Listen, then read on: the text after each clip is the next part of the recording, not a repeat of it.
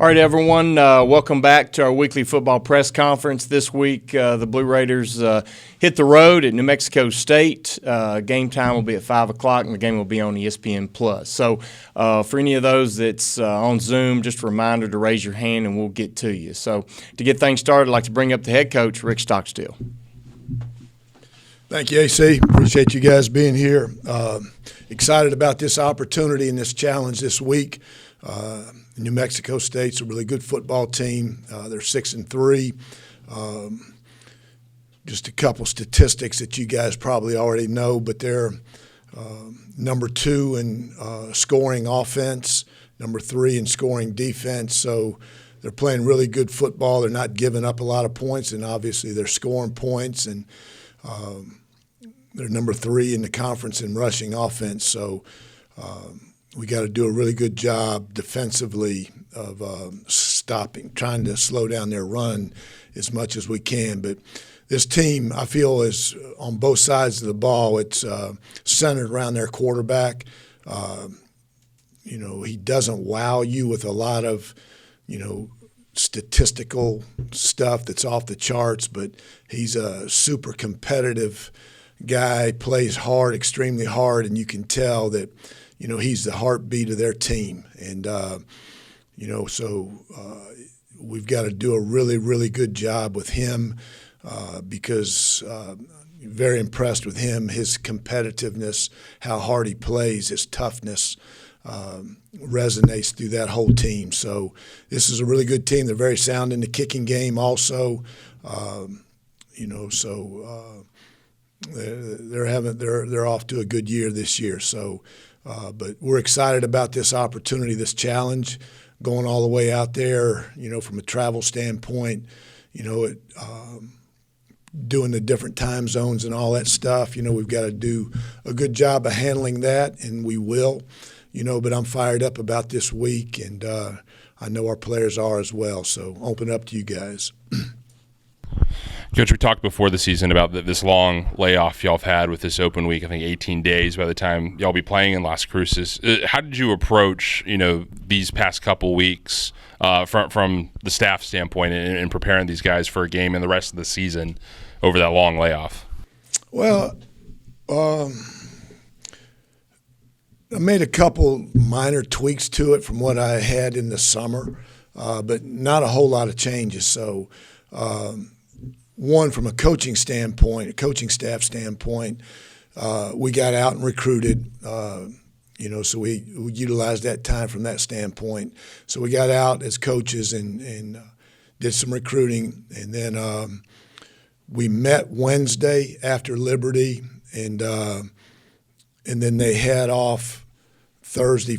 Well, we lifted Thursday, but we didn't practice Thursday, Friday, or Saturday. We came back and practiced that Sunday. Monday was a day off, and then we practiced last week, Tuesday, Wednesday, Thursday, had Friday off, then we practiced Saturday, and then yesterday, normal game week. So worked some younger guys during that time that, have played some but not a whole lot, and guys that haven't played at all, we got them some work, and so I thought it was very productive. I liked what we did, how we did it. I thought our players, anytime you have an open date, and I've never had one this long, but a normal open date is, it's always tough a little bit, because there's nothing to look forward to, for a week and a half, and then this time 2 weeks and a half. So, but I thought our guys handled it very, very good, very in a professional type manner, a business-like manner, like I expected them to. So I thought it was a really good. I thought we got what we wanted accomplished during that time, Sam. Obviously, during the midweeks, there were guys shuffling in and out of the lineup due to injuries. Did that extra time off give you guys a chance to get some folks back that you maybe wouldn't have had if you were playing in just a week's time? A couple. I think we got a chance to get a couple back, but still, if we do get them back, they're going to be in a limited role. But I think we can get a couple back. A lot of these guys that have been hurt have been, 3, 4 week, 5 week, 6 week, type deal. So, but I think we'll get a couple guys back, Sam. Coach, kind of piggybacking off the Sam's first question, the long layoff, is it more kind of equivalent to like a bowl game break before the end of the regular season and going to a bowl game as far as preparation for the next team and coaches yourselves mentally and kind of recharging? See, so I think, there's probably some similarities to it, but I think probably as much mental as it was physical, because, 5 games in 25 days, and you can ask me, coaches, players, what day it was. Is it Wednesday? Is it Tuesday? Is it Thursday? Is it Monday? You're just so, there was no rhythm. There was no sense of, what's going on, So I think just the mental strain of playing that many games in a short period of time was probably as taxing as it was physical, and it was a physical toll on their bodies also, but I don't think the mental strain or the mental stress finishing your last regular season game and then having 2 weeks to prepare for a bowl game was the same as this. I think we were probably more mentally stressed this past 2.5 weeks than we were, preparing for a bowl game. But there are some, similarities to it. Coach, all year since New Mexico State's come in the league, every time Jerry Kill's name has come up, you've been highly complimentary. What is it about him that you really like about the way he goes about his business? Well, there's a lot of good coaches out there, and there's a lot of good people out there. And Jerry's one of the good people in this coaching profession. I've known him since the MAC, when he was in the MAC, and then when he was at Minnesota there, we played him for, I think 1 year, maybe 2 years. He was there. But I've just always respected how he,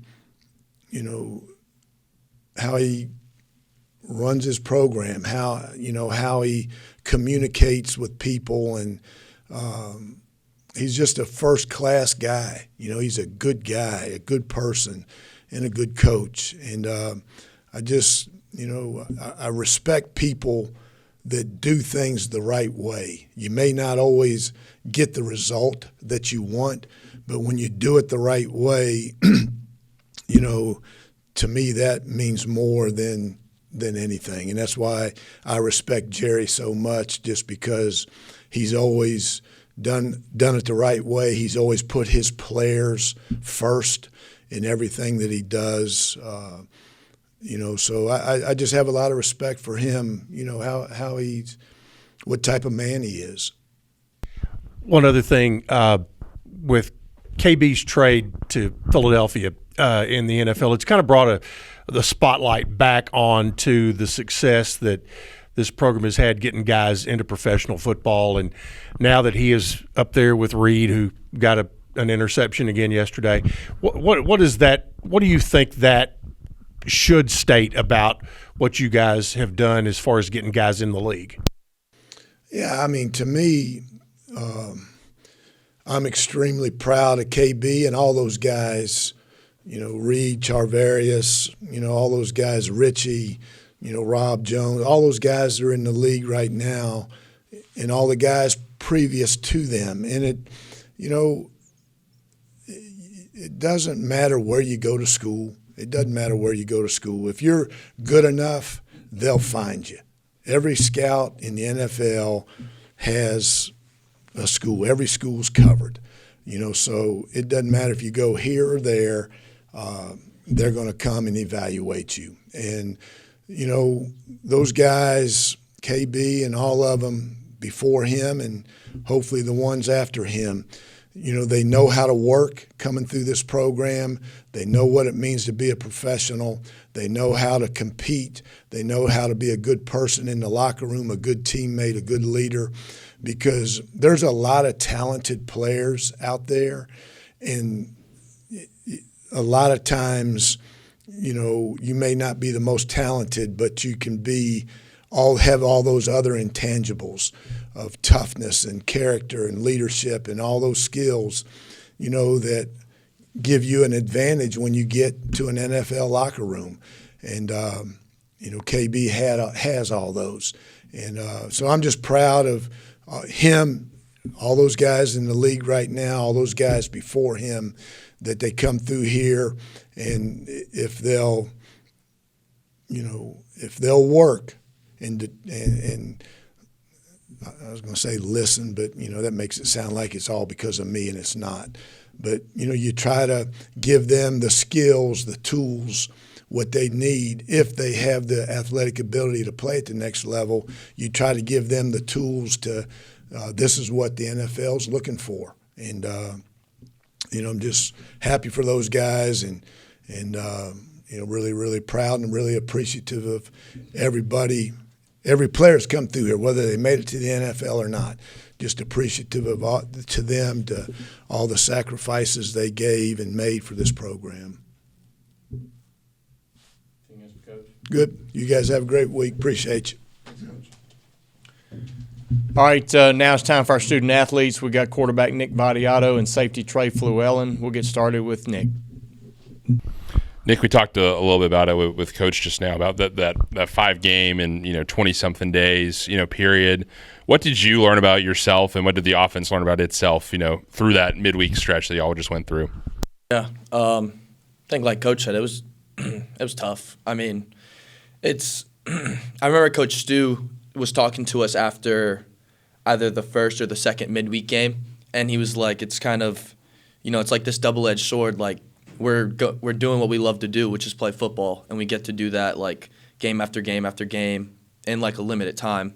But at the same time, it's kind of like, it all happened within 5 games within 25 days was really challenging, not just like Coach Stock just said, not just physically, but, mentally. You're playing on a Tuesday, but, it's not really a Tuesday. Like to us, it was game day. Monday wasn't Monday. It felt really weird. Like, Coach hit it on the head. Like if you asked any of us what day it was, we were just like, we have practice today, and then we have a game in like 2 days. And that's kind of how it was. But I don't know. I think with all of that, with those challenges, I thought like as an offense we handled it well.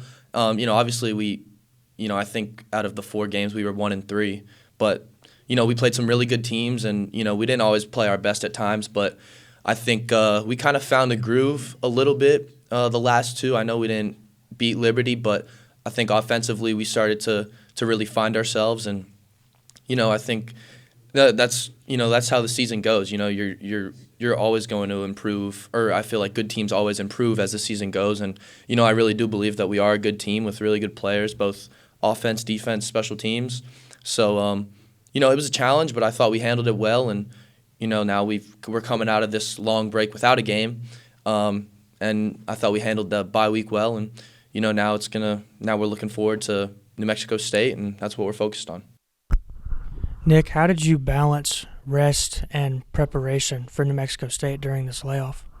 Yeah, so I think Coach Stock did a really good job of looking out and taking care of us, but also we understand that there's a lot of work to be done. We're sitting here at 2-6, and we kind of know what's at stake, but I think we're doing a good job of just focusing on what's next, and that's New Mexico State. I thought we had a really good week of practice, on this bye week, open week. It is hard because you're not, we're preparing for New Mexico State, but it's also the game was 12 days away when we were practicing last week. So it's hard to kind of look ahead and say, oh, we're about to play these guys in 3 days. But I think just, kind of getting back to the basics and bettering ourselves, just fundamentally and technique-wise, just, keep building chemistry with the receivers, working on mesh with the running backs, like stuff like that's really important. And I thought, we did a good job. We did a little bit of contact here and there for a couple of days, which was good to kind of keep it in that kind of game flow. You're not going to simulate a game, but you can do as best as you can. And, Coach always says practice like a pro, and our guys do a great job of that. And so I thought, every practice we had was really beneficial for us, and we got better because of it. And now getting ready, preparing for New Mexico State, and we'll be good to go. Nick, speaking of preparation for them, what does the defense do to create problems for y'all? I noticed they're good against the run, which most of the teams in this conference have been. Yeah. Talk about just what they do on defense. Yeah, they fly around to the football. I think you notice it, like, just starts with the D-line. Like, the ball is snapped and they're flying off the football. Linebackers do a really good job running around, running sideline to sideline, making plays. And then the secondary is very sound, and they do what they're supposed to, both if it comes to tackling or when it comes to covering receivers in coverage, whether it's man or zone. They do a really good job just covering grass. And, I think sometimes you play a defense where you'll watch it and it's like it looks like there's a lot of space. And I think New Mexico State does a really good job of covering grass and covering space and rallying to the football, making good tackles. And they're not as good as they are for no reason. They work hard, and it shows up on tape every single game that you watch them. So we know we're going up against a really good opponent. We know that we have to bring our best every single play on Saturday in order to give ourselves a chance to do well. And so I think we're just going to take that and continue to be us, and we'll be good.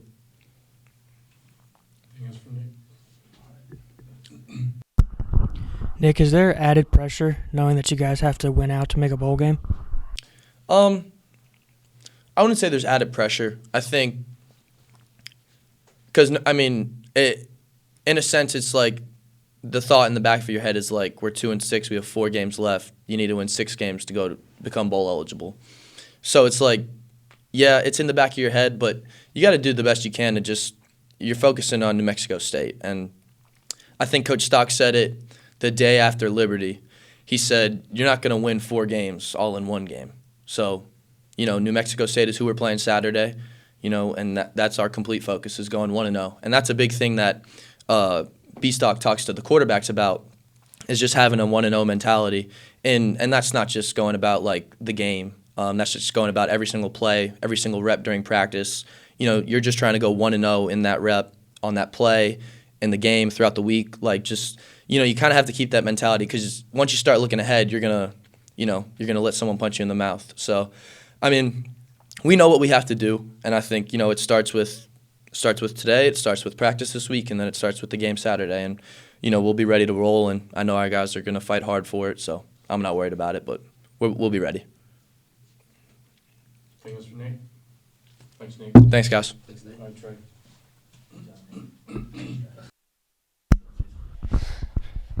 Trey, sort of similar question I started Nick off with. What have you learned about yourself, and has the defense learned about itself through that that midweek period that y'all went through? I don't think as much as just myself with the time that we've had together. I think it's more of us learning about each other. This time we haven't had. Well, we've been going, every day, or those 5 games were a lot. So the time that we got, on this little bye week together was a time that we understood each other more and understood each other's roles, and kind of grew. And getting to watch the young guys go to work kind of gave us energy, gave us more energy and a boost of, confidence to know that the young guys want to go at it too. So. What was sort of the goal during that bye week period for the defense? What were y'all hoping to accomplish in those practice reps as a group ahead of this New Mexico State game? 6, it's go to work every time. I could sit up here and say, I'm not thinking about winning, and the games and stuff like that. But like Nick said, Coach talks about one play at a time, 1-0 every day, and so we try to stay in the moment and just be ourselves. Like we've all said before, we've just got to win and do a better job of it and finishing. So we worked on finishing and the fundamentals, and that's what's going to help us win the game. New Mexico State's quarterback, as Coach Stocks alluded to, has been a really impact player, across all of Conference USA play so far. What does he do well that makes him a challenge to defend? Anytime you got a quarterback, anytime a quarterback's in the conversation, it's going to be, that quarterback's the rock of their offense, the rock of their team. He keeps everybody together. And with all due respect, that man's done a great job. So we just got to do us and play our game and finish better. Got to make the tackles, no more missed tackles, and come together. And that's what we've done during this off time. Trey, New Mexico State converts, 40% of their third downs, 70% of their fourth downs. What do they do as an offensive unit that makes them so dangerous on any down? Like I said, they're good at this. They're good with their quarterback. They're good with the short stuff. So we've just got to be aware of that. We've struggled sometimes with run defense, which we got better at. We showed y'all that we're getting better. We've got to get back to shutting them down. So we need to shut down the run, make them pass the ball, throw the ball up, and let's get turnovers and stuff like that. And that will help us win the game. Give it back to our offense and put them in great field position. And like I said, be together. If we get after this quarterback, we'll have a better chance of winning this game because he's the rock of the offense. You know what I'm saying? So looking forward to this challenge. Obviously, we know what's at stake. We know that we're 2-6. Everybody wants to win and stuff like that. But like Nick and Coach Stock said, we got to take it one game at a time, and that's what we're gonna do. So make sure y'all watch. Appreciate y'all. Thanks, Trey. All right, everyone, just as a reminder, we will be back here next week on Monday as the Blue Raiders prepare for a home game against FIU on the Salute to Veterans Day. So thank you, and see you next week.